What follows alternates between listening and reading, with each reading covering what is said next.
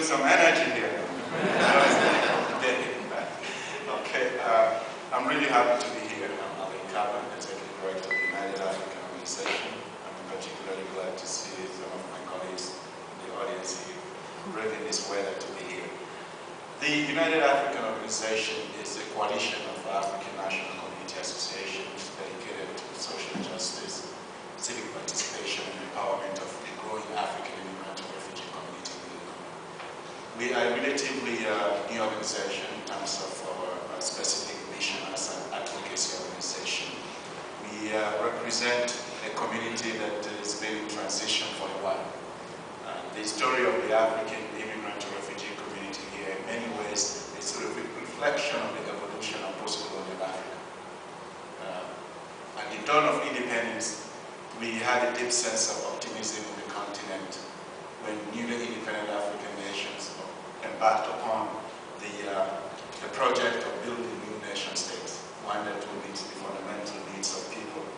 But as you know from other parts of the world, the end of colonialism did not really lead us to the promised land. And so in the beginning, there was the 60s in particular, Africans were coming to the US to study and return to contribute to the national project. And so the sense of community here was really not taking root, because everyone came with the idea that they were coming to study, to learn something, and go back and contribute to national development. We saw that in Ghana. Ghana is the first country that became independent in sub-Saharan Africa in 1957. We saw that Nigerians coming here in the 60s, 70s in huge numbers with scholarships. Not coming here, in fact, to be funded by UNESCO, but with scholarship. And all over the continent, actually. But then by the 70s, we saw a sudden transformation with the emergence of one-party dictatorship in some of those countries. The newly independent head of state wanted to stay in power for too long.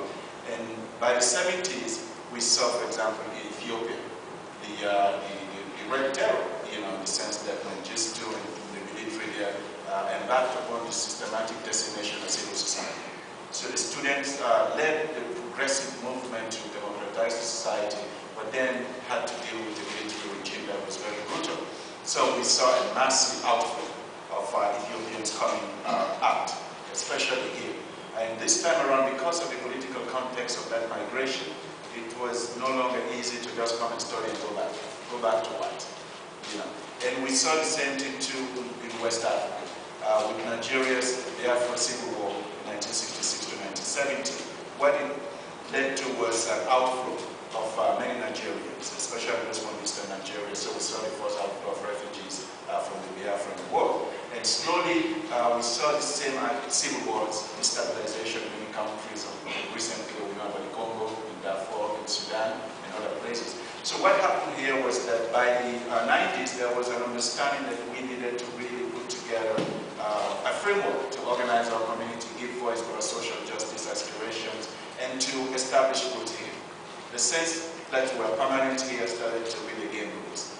And now we are in a position where the different African communities, I say communities because the simplistic notion is that Africa is really just one mass village, but really it's a complexity in itself. And it is reflected in Chicago here with over 40 to 49 countries in Africa represented in Chicago, which makes the work of Dr. Silverman very difficult when it comes to Africa. But he loves the challenges of putting together such a diverse constituency. So we focus on public education, advocacy, policy at the state level, the federal level. We are particularly interested in refugee issues because many times our focus on immigrant issues tend to ignore the refugee agenda. We do a lot of direct community organizing work. One of our projects right now is helping the African hair braiders here organize and be able to stand up to the cosmetology lobbies. We also work intentionally with the larger immigrant tribe community. In that sense, the US is very active in working with our Latino allies, we're working with our Muslim, Asian allies to make sure that we give voice to our